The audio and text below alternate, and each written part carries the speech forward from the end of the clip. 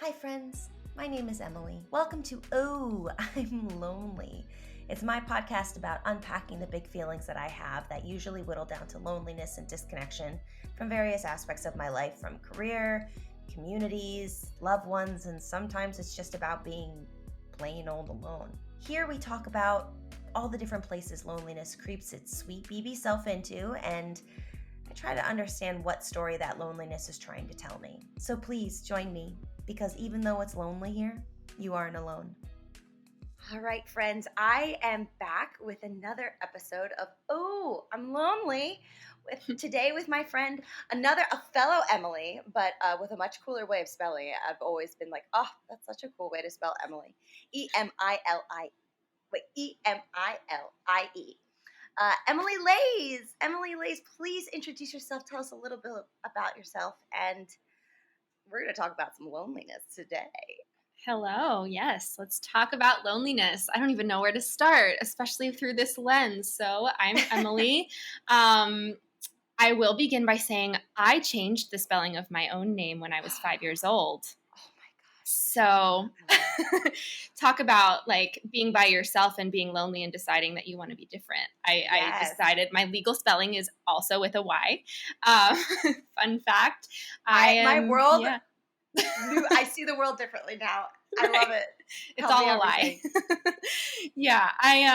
So I'm based in New York City. I'm an actor. I am a brain training specialist. I'm a hypnosis practitioner. I am a cat mom. I'm a crafter. I don't know. I'm an introvert, so I love being alone. Mm-hmm. Yeah. I don't know.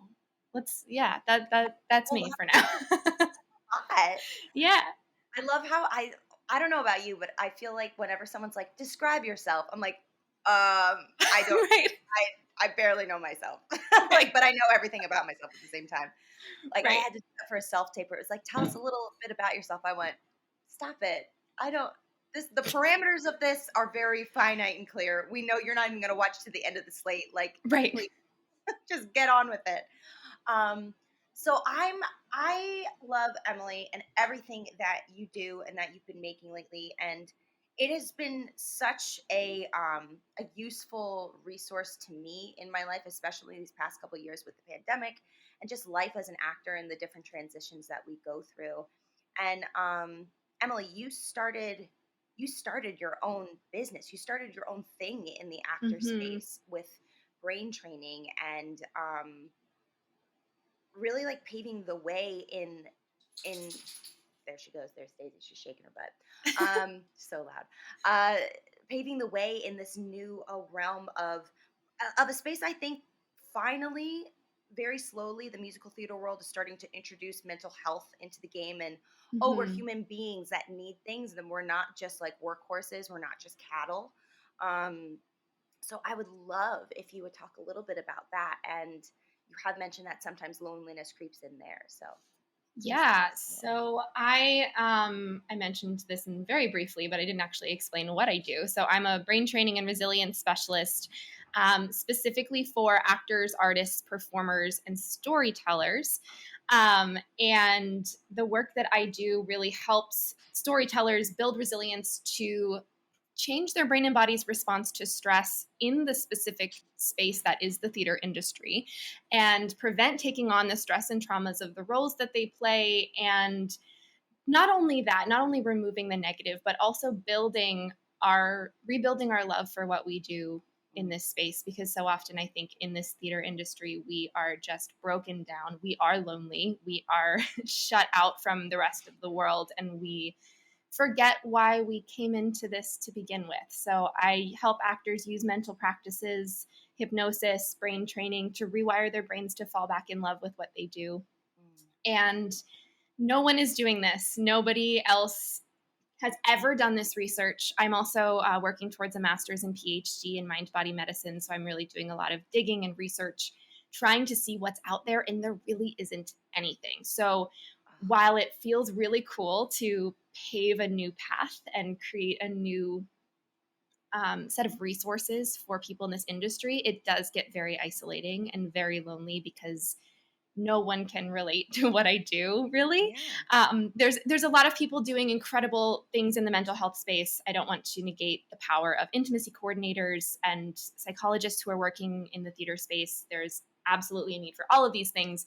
But in the work that I'm specifically doing, I'm the only one as far as I know.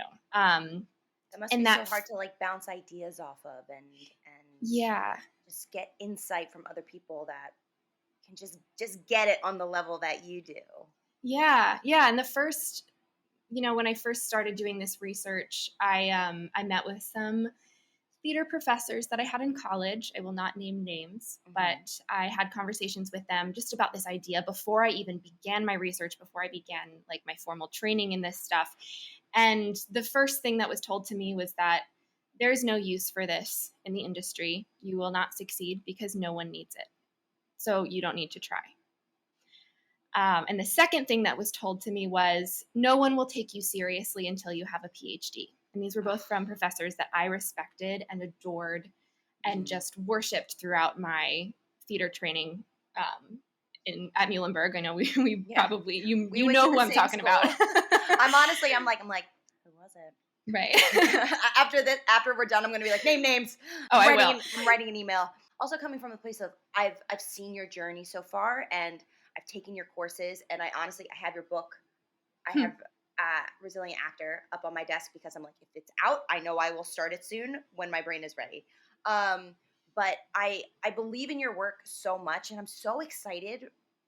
Like, I completely see where you're coming from in terms of there's no one out here doing what I'm doing. And so it's like, I hope I'm doing it the way it needs to be done. Kind of like, like I'm the pressure of paving the path in something like this. And, in a time where whoever those professors were, if you're listening, you are wrong. Because we need it so much to learn how to take care of our hearts, our minds, our bodies, and our souls along with the work, because the work doesn't exist without the person doing it. Oh, lost train of thought. ADHD today. But I just think it's so exciting and scary, and it's so necessary, like, especially with the direction that the entire entertainment industry is slowly moving towards. This, it just makes sense. It just makes sense. And also, it's just wild that the idea of checking in with your mind when taking on a heavy role, which at our school there were a lot of heavy roles that people had to be put into, even just for like class purposes, for learning purposes, places where you're supposed to feel safe to fuck up royally. But there'd be some heavy content that you're like, okay, do it again, and it's just like, oh my God, my poor brain thinks I'm in this situation truly now because I've gone through it 3 times in class. And now I just have to go to like my statistics class after this. Like what the hell? So the fact that you're doing this brunt work now is going to help so many people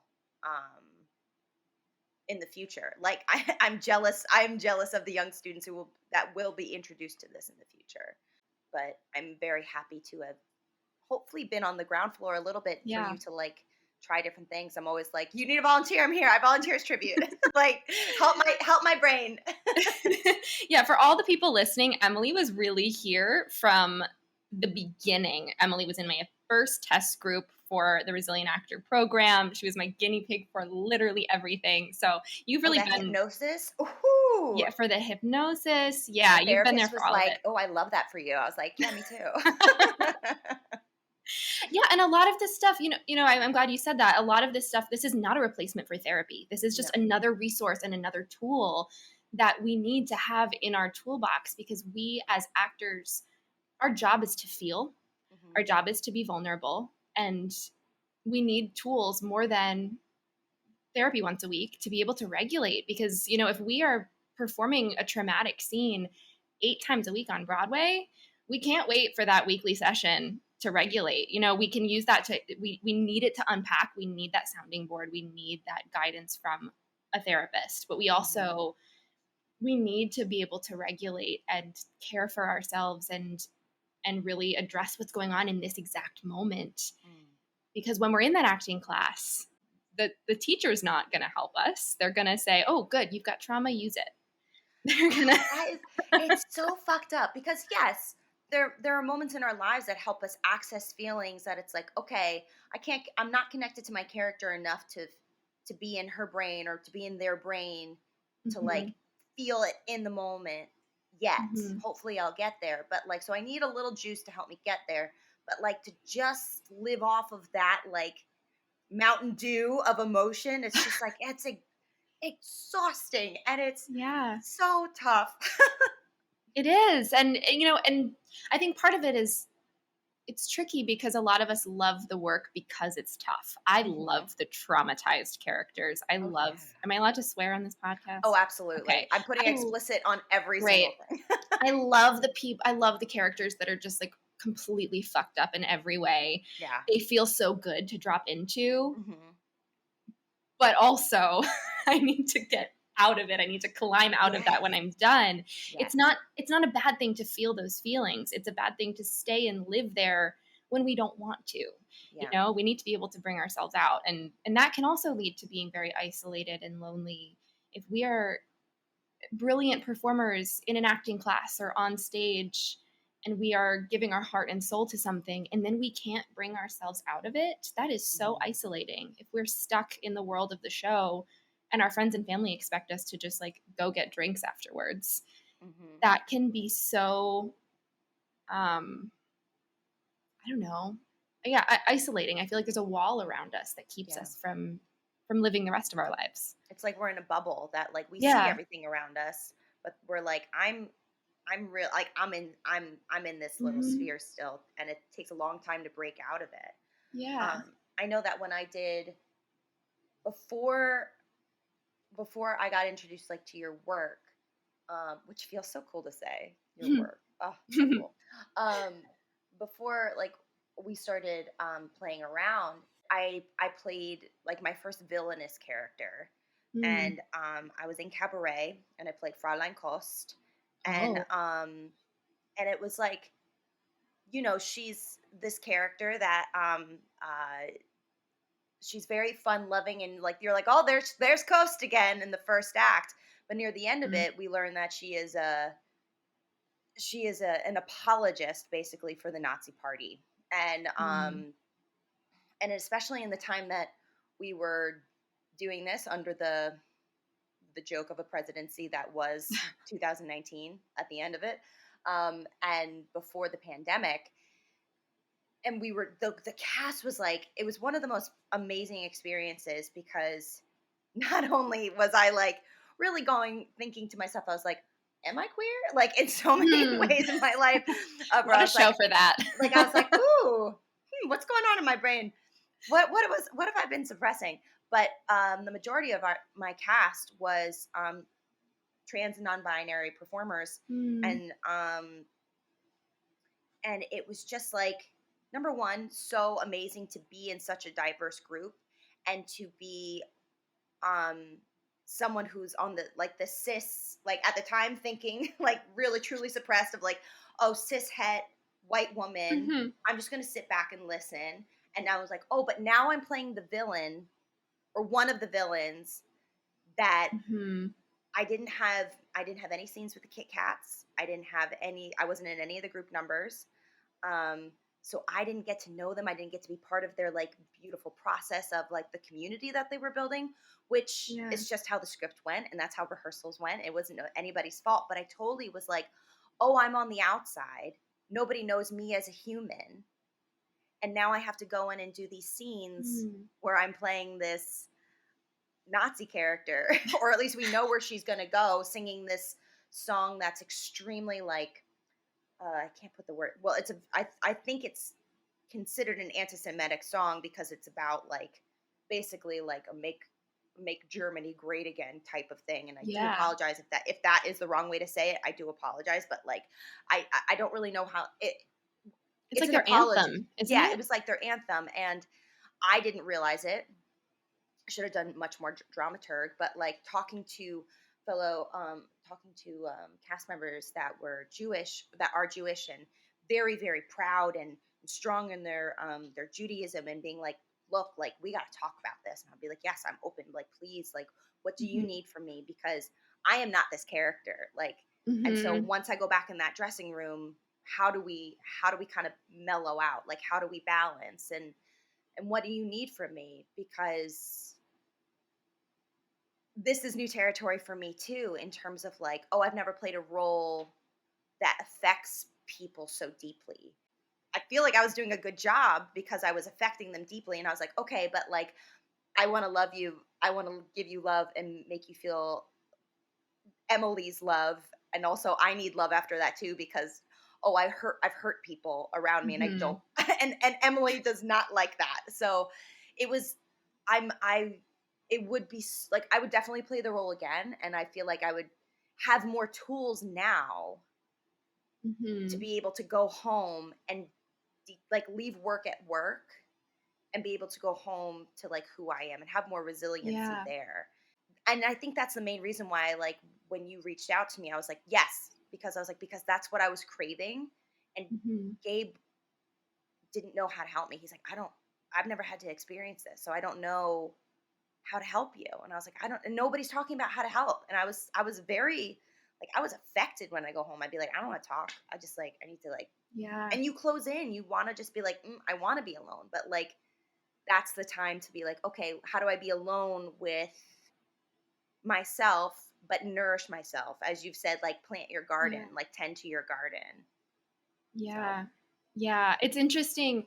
It makes me think of a study that was done on actors. There's very few neuroscience research studies out there, but one of the really cool ones that's been done was trying to understand what happens to the actor brain when people are in character versus when they are just speaking as themselves or when they are like speaking on behalf of someone else. And they found that when actors are in character, the mm-hmm. part of the brain responsible for our sense of self is shut down. We literally dissociate from who we are so that we can serve our characters. And and it sounds like that's when people play villains, when people play characters that are so different from themselves, it's harder to find yourself again after that. Not Mm-hmm. just like after the production run, but just after performances, after rehearsals of like coming back to your humanity, going back to the dressing room and being Emily with all these other people and finding humanity as a group.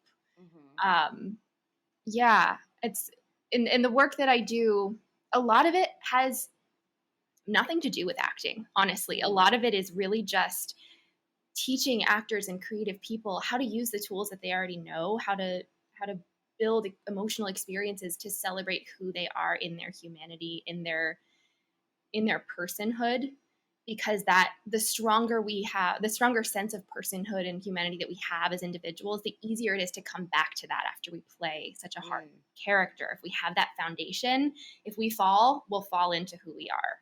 It's making me think, like I feel like that type of mindset is so much easier when you're younger, to be able to Mm, like fall back into, okay, I was just playing to pretend, like I'm not that mean, yeah. those were just my rules I made up. Well, now it's like there's so much more critical thought around, and self-talk, Hmm. and stories we make up in our own minds, that it's so hard to be like, well, who am I? Who am I without this work? Who am I without the purpose of Mm, my work? Who am I without what other people think of me? It's hard to train your brain to to do different things in terms of like, and it makes me think, I'm like, wow, like all these years I haven't I haven't had the knowledge of how to build that resilience of who I am. And mhm. I'm happy I'm doing it now, but like it's tough to to come back to like neutral, but because it's like I feel like, at least for me, and maybe it's because I've been an actor, that it's like you're playing so many different roles, you kind of become, Yeah. it's like an identity crisis of like, so you put all your self-worth into the roles that you play, because you're like, well, I don't know I don't know who I am, because I've played so many different things that I relate to. So maybe I'm like her, or maybe I'm like them, or maybe I'm like him, or like that. It's just coming back to the self. It's scary because it's like, Yeah. I don't know who I am right now. Do Yeah. you ever experience that too? Absolutely. Yeah, absolutely. The beautiful thing, though, that I think I've learned through this work is that we can pick and choose. We can take things from characters. A lot of the things that I talk about is around like preventing taking on the traumas of the characters that we play, but we can also choose to take on the strengths of the characters that we play. If we play a character that is really grounded or really confident or playful or takes up space in a certain way, we can use that as an opportunity to rehearse how we want to be in our real life. And we can choose to grow and change. And we don't necessarily have to fall back to who we were before we played the role. We can allow it to change us. And that's the coolest thing that I've discovered, is that on the most basic level, we can change our brains. So why not use the thing that we love as a vehicle to create the changes that we want? We already know how to rehearse and embody emotional experiences. We know how to adopt new habits and thought patterns and gestures and shapes with our bodies as our characters, because we do that professionally.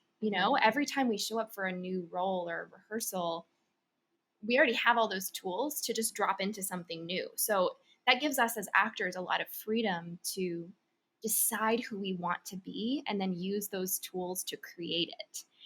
And a lot of the practices that I offer involve things like mental rehearsal. So a visualization practice of literally rehearsing in your mind, who do you want to be? What habits do you want? What thoughts do you want? How do you want to respond in future situations? What situations do you even want to experience? And that's going to show the brain that that's a reality for you. And over time, the more you rehearse it mentally, the more real it becomes. Just like the more we rehearse a character, the easier it is to access. So we can use our creativity and use our playfulness to become who we want to be, that feels aligned with who we already are in our essence. And there's so much power in that. Mm-hmm. And it makes me think, I'm like, well, no wonder some of these professors were saying that's not good, because they don't want the power to be in our hands. Like, sometimes. Right. Yeah. Yeah. We are creators, and that means that we can absolutely create our own lives as well. Obviously, there are external circumstances that affect our lives as a whole, but we have so much power to use our imaginations to make the transformations that we want to see and embody the character of who we really are more easily than muggles, or whatever we want to call them. People who are not actors. I call them muggles too. Yeah. Oh, that's so cool. I mean, to be fair, I feel like we're talking about it. It's hard fucking work. It is so hard to do. I've had to put it down so many times. The first time I was like going through the big book. I just call it the big book. It's like my Bible. Where it's like, I remember doing it, and my dad, I was like in the middle of this one section that's really tough in terms of like, you got to search yourself, and then you got to be like, all right, now here's some chocolate so the Dementors go away, if we're going to keep it in like Harry Potter world. Because it gets really tough, and you're like, wow, I have to like really unpack these things and what they mean for me, and how they affect me on a core level.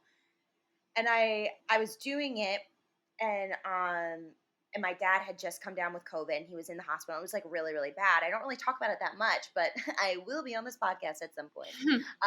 But yeah, and I remember messaging you because I couldn't come to the calls, and then my mom had also gotten sick, so they were both in the hospital, and I was like, I'm having a tough time, and you were like, stop the work, because this is because external sources are too much to like bring it internal. Like, there's no cushion, there's no space to play right now, so like, let it go. And I'm honestly only just in a place because of other life circumstances that like, I'm like, oh, I feel like I'm at a place where I've got a little bit more resilience and a little more scar tissue to be like, okay, like, we can go back into this again. I'm ready.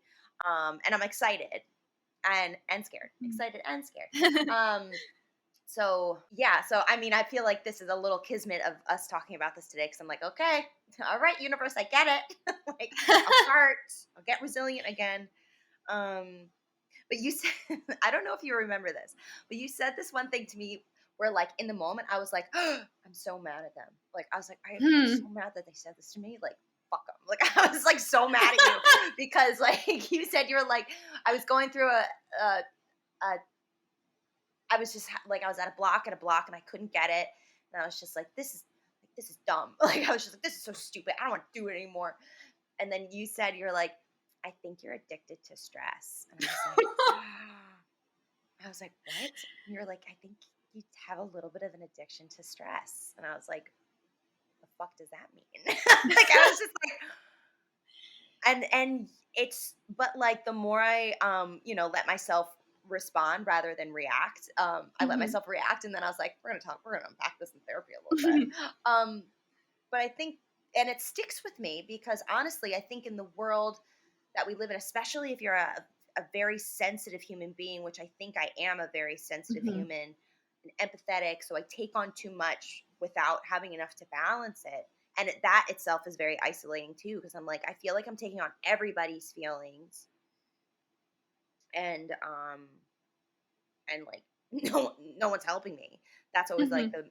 the mentality. But I'm like, oh, that's taking on stress that might not be necessary. So like, Mhm. I would love if you would talk about that a little bit more in terms of like Yeah. stress responses. And I mean, they're just such an isolating experience in themselves that I think not only just creatives, well, everybody's got creativity in them, but like not just actors and artists, but everybody can like feel something about that. Yeah. Yeah. So there's so much there. Um, I think a That's always lot my of favorite us response. I think a lot of us use stress not consciously. I mean, a lot of us subconsciously use stress as a way to get us through the day Mm, because stress is not inherently a bad thing. It is a a part of our nervous system that's designed to protect us. I want to start by saying that. And there's such a thing as good stress. Eustress, EUSTRESS, is like that stress response that we get when we're on stage, when our heart rate goes up and we're just so oh, happy, or okay. when we're falling in love with someone and we get butterflies in our stomach. That's a stress response. It's not a bad thing. Oh. So I like to think of stress as activation, and it's like, what is this state of being activating me to do? Mm, And I think a lot of us utilize stress subconsciously as a way to activate us to get through the day because things are just so fucking hard that if we let ourselves get out of that stress, we might crash. mm, And that's not necessarily going to happen, but I think there's a subconscious fear of like, if I don't have this mobilization to get me through, to get me to get all the things done and do my to-do list and talk to all these people and go to these meetings, etc., then I don't know that I can get myself through the rest of the day. And so it becomes this almost addiction where we latch on to the stress related thoughts and the behaviors and the things that make us feel crappy because it keeps mobilizing us and it keeps mm. getting us to like the next step of what we have to do. But of course, over time, that's not helpful. That's not nourishing to us Yeah. because there's this other state of being that's regulation, that's like rest and digest, which is the opposite of fight or flight. And when we're in regulation, that's when creativity comes out. That's when we can be vulnerable. That's when we can try new things. That's like when I told you to stop doing the work when your parents were in the hospital, there was no space to create and explore. There was no space for the No. unknown because you were in survival and that was Mhm. important and necessary, and that survival mode helped you survive that Yeah, moment. You for had sure. to have it. And it's something that serves us and keeps us alive as a Mm, species. But once that threat, once the thing that's causing us to like, let's say that we're being chased by a tiger. If the tiger is gone, we don't need to be in that stress state anymore. But a mm, lot of us as humans just continue to worry about, will that tiger come back? Will there be another tiger? What about that tiger that happened yesterday? He was kind of mm. shitty. Let's think about him. And that continues to keep us in that state of stress for so long that we don't know what regulation feels like. We don't know. I mean, I'm still working through this Yeah. myself. I I'm working through that with my therapist every week. I don't know what it feels like to be regulated. I know what it feels like to be activated and burnt out. And I'm Yes. just Yes. finding that happy medium. And this goes into the polyvagal theory a little bit. I'm not by no means an expert in that at all. I don't understand it that much. More But than me. yeah, essentially the polyvagal theory thinks like it's an oversimplification of how our nervous system works. And so there's activation, there's the stress response, there's regulation, and then there is something called the dorsal state, which is like depletion. And a lot of us just live in this oscillation between activated and depleted, activated and depleted. We go, go, go, and then we crash. And then we store up all this energy and then we go again. And we never hit that sweet spot of what it means to be regulated. And when we are regulated, that is where our bodies heal. That is where we can just like explore and play and create. And that's where we're supposed to be. But as a society, as a community, we don't know how to do that. So the work that I do in the Resilient Actor and in the hypnosis sessions that I do with actors and in the cast resilience consulting that I do with casts of actors is to teach people tools to get back to that state of regulation more often. Because it's hard. I mean, we are so used to like having to be stressed all the time. And we're told that if we're not stressed, we're not working hard enough. That's capitalism. It is. And it shouldn't, like, and the thing that I learned pretty recently is that things can be hard and we can be regulated through them.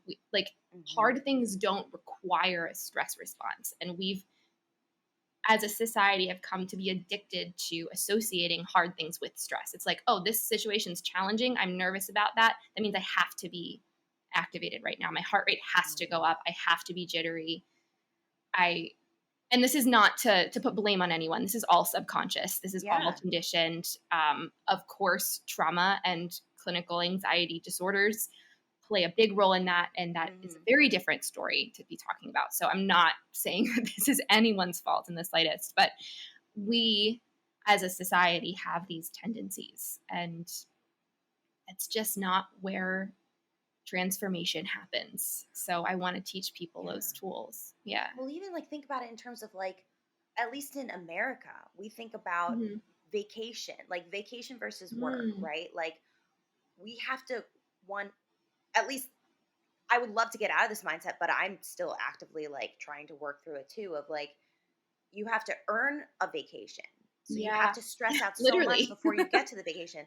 And then the vacation itself, for a lot of people, especially people with families that they like travel with, the vacation itself is stressful. So that my friend and I were just talking about this the other day. She came back from Italy. She got married and she like had like a bigger like wedding with her husband in Italy because he's from there.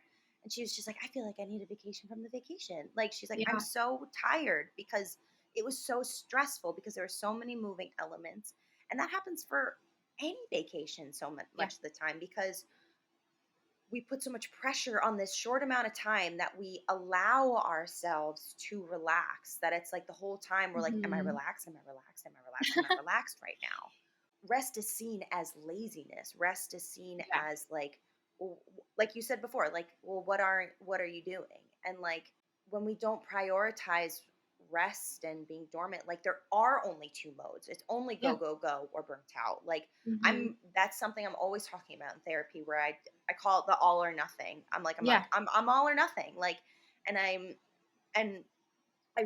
think part of that might be contributed to my undiagnosed ADHD. I know I have it. I just haven't had someone write it on a paper yet. Right. But like, I get it. yeah, I'm just like, someone please write it on a paper so I can say I'm diagnosed. Yeah. But that's the constant state that I feel like I'm in. And I've realized for myself that like, if I just give myself, and it helps me, I'm realizing, I'm talking to you now, I'm like, oh, maybe that's me regulating of like, oh, I need to just give myself this 25-minute break to either close my eyes. I might not fall asleep, but if I fall asleep, that's great. It's like a plug my battery in. And then I feel like I'm a new human when I wake up, that I'm like, haven't stared at my phone, no sensory stuff going on around me, that like, I just have to like become centered and present in this is the moment, my eyes are closed, and that Mhm. is what is happening. That is what my body is doing. And like, I get small moments of those. And I think even as actors, we get those too. It's those moments on Yeah. stage when we're so dropped in. Like, it's kind of like presence. Like, Yeah. regulation might feel like, oh, I'm so present that nothing else matters. And like, I'm just here. I'm just Mhm. being. I just am.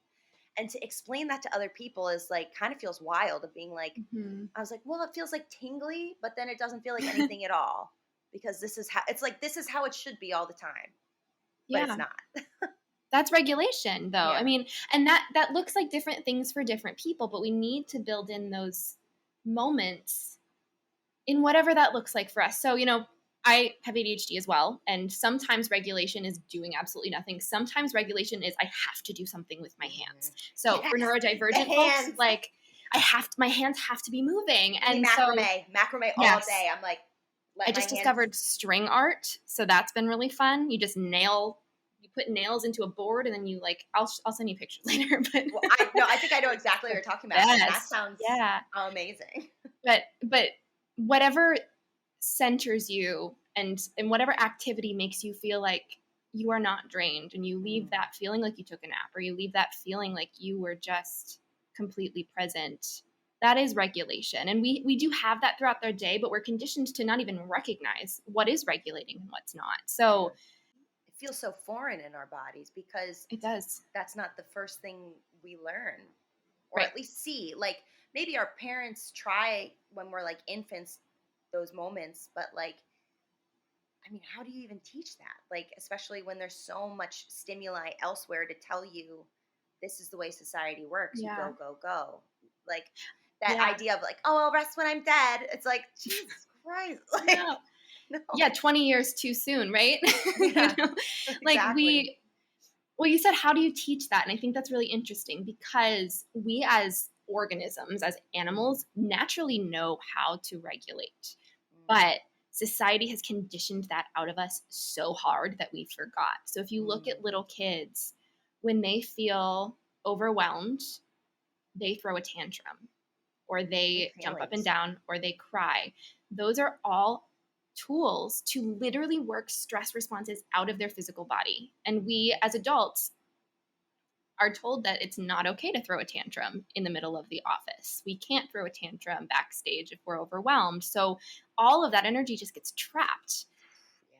And little kids know if a 2-year-old is screaming and crying, that means they're letting out stress. Mm, We see it as a burden often. We see it as like, oh no, this kid is crying, my ears hurt. And it's stressful to us because it's an indication that they're stressed, but it's actually an indication that they're letting out that mm. stress. And so by the time they're done crying, the cortisol has left their body and they're in a calm state. Have you ever seen a kid like right after they're done crying? They're Yeah. just still They're and like, quiet, like, but wow. their bodies just kind of Yeah. like melt a little bit. And that's the It's same. I mean, true. I feel like that after I cry, because crying it's actually very good for us. Crying Yeah. is regulation. The stress hormones, cortisol and adrenaline, literally leave our bodies through our tears. Mm. So we have all the resources that we need. We just forgot how to use them. Yeah. I Yeah. tend to get into a space though when I'm like having a big cry, when I'm Hmm. like having like one of those like, oh, I'm like it's coming all day, like whenever it Yeah. show your beautifully ugly face, like come on, let's get it Hmm. done. It's sometimes I get into that addicted to the moment of Mm. like, oh, I keep replaying the story over and over and over Okay. again, where Yeah. it's like there was a time where our mutual friend Lindsay was just like, Hmm. I was having a moment. I was like voice messaging her something about, I feeling like a victim of my own life, and like career isn't going where I want it to go, and the common things that I usually Hmm. cry about, that I think a lot of people are crying about these days, rightfully so. And she was just like, hey, feel what you need to feel because they're all valid, but like the 90 second, like the 90 seconds of the stress response is done. now you're just re-traumatizing yourself. So you need to like get up and do something. And I was just like, okay. Like, I was like, thank you. I know I'm there. I just need someone to get up. And she's like, get up. And I was like, okay. She'd go drink a glass of water. I was like, okay. Oh my gosh. First of all, that makes me so proud that conversation happened between the two of you. that 90-second rule came up. Yeah. But yeah, you know, I think holding on to the story is one thing, but if we feel the instinct to cry, whether there's a story or not, we should let it out. That's true. If we have the instinct, we can cry without thinking about why we're sad. We can cry by just like focusing on what it feels like to cry, or if we feel like we need a story to help us, we watch a sad movie. We watch Marley and Me and we let it out. And just turn on some of those commercials of like Mother's Day commercials, and I'm like, right. Damn, I don't even want to be Sarah a mom. McLachlan. Yeah. But we have all these resources, and I think, and we spend, you know, people spend so much money trying to figure out how to feel better. We get these apps, we get these things. And I'm saying this as someone who is selling a product that helps people. But like, we're in a society where we pay to have someone else show us what we knew from birth. And I just think that's so interesting. Yeah, but it's that instant, like, I need to understand everything about because we are kind of in this self-help era of like, well, I want to heal all this generational trauma and pave a new path. So I have to know everything, but it's just like, how can we know everything right now? We can't know everything right now because we haven't lived enough life to know everything. And we might never know everything about ourselves.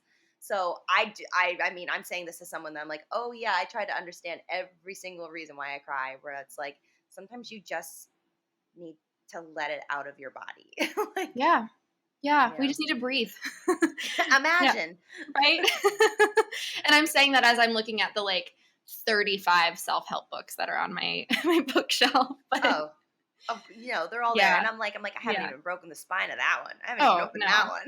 I'm like, they just look great on my shelf.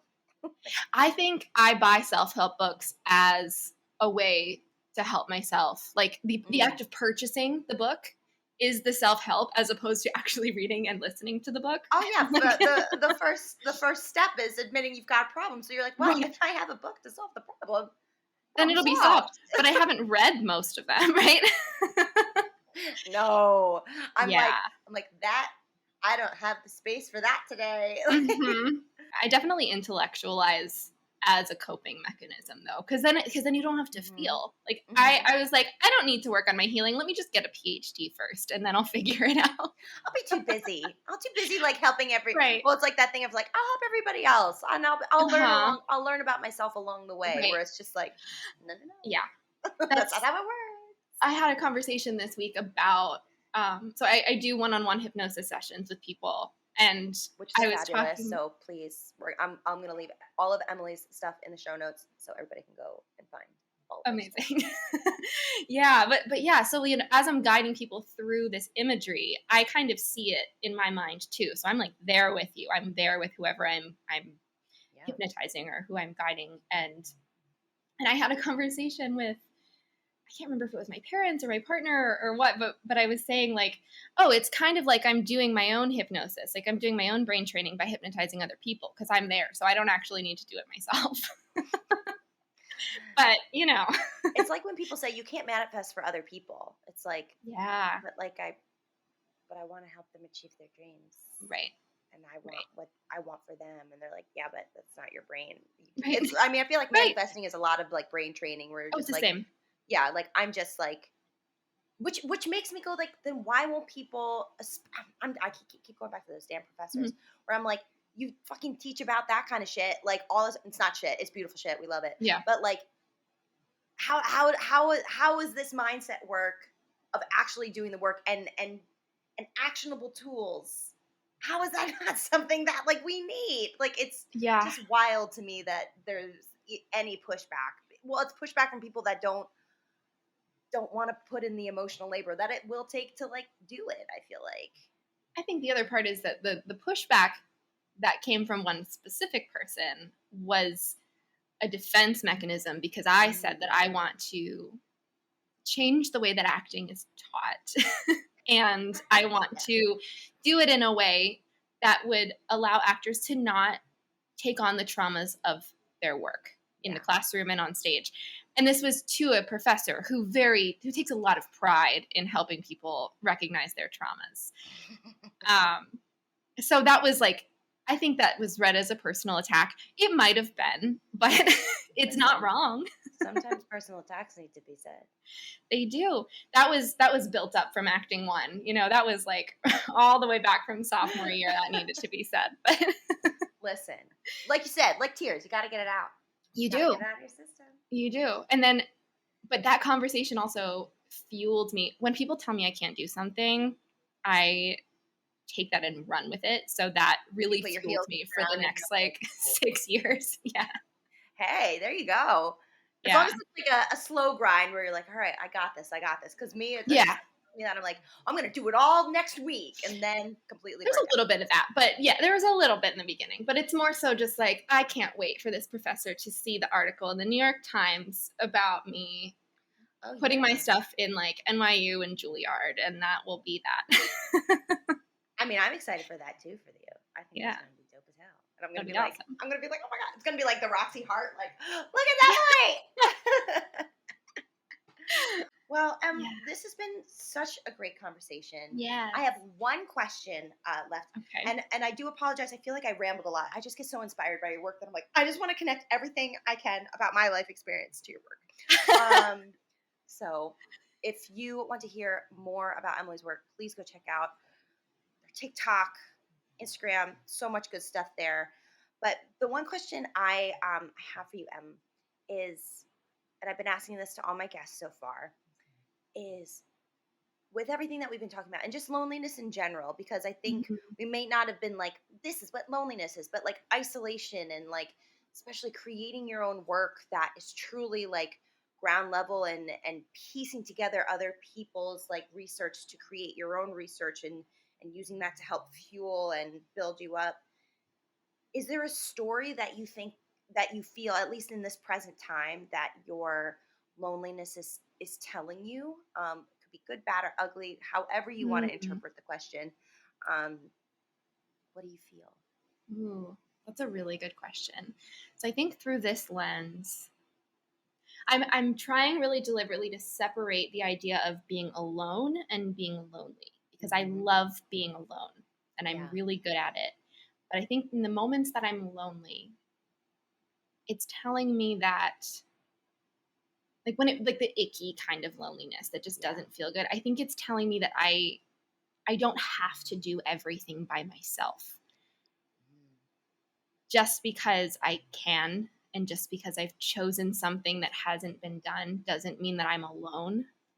And like when it feels icky, I should seek out the people that can support me, whether that just be taking a break and regulating and like taking a step back from what I'm doing or finding support. People like you who have guided this process. You have guided so much of like what Resilient Actor has become. And I haven't done it alone. And I think so that's a reminder that I should seek those people and connect when that icky feeling comes up, because sometimes it feels really good to be alone and to just like crank out all this stuff and do all this research, and it feels really good because it's like my baby and no one's done it before, so I feel like I'm really leaving a legacy. But when it feels lonely, that's the signal that I need to not do it by myself.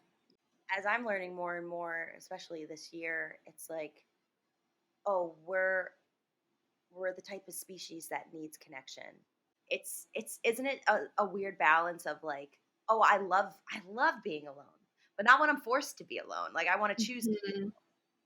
And I think we can, even when there's things that we have to do ourselves, we don't have to do it alone. So we can be in community with other people and still doing our own thing. I think that especially with COVID, it's been really hard. I'm immunocompromised, so I've had to be really, really careful even now.